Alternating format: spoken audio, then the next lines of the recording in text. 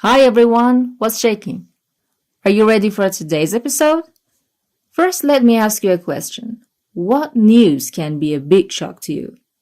For me, knowing of my friend's marriage is a big shock. As you may guess, we are about to talk about shock. Shocked with ed is the adjective of this word. I was deeply shocked by his death.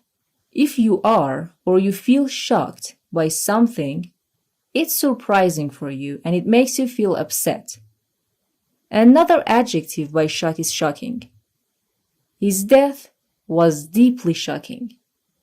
So you feel shocked by something shocking. Got it? Now, let's go for shock. I mean the noun. There are adjectives which are used before shock. A big shock is so big that you cannot believe. You don't expect a sudden shock. It happens fast and surprises you. For example, it was a sudden shock when the electricity was cut off in the middle of the class. A tremendous shock is very big. A mild or a slight shock isn't big that much. It's normal.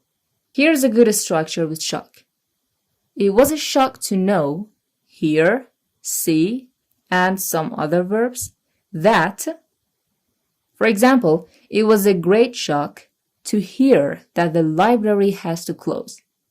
A culture shock is a kind of shock that you experience when you see a culture for the first time.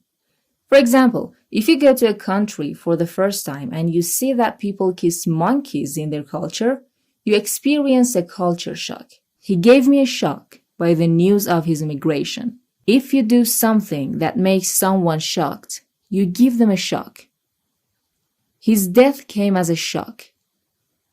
If something comes as a shock, it's a big shock to you.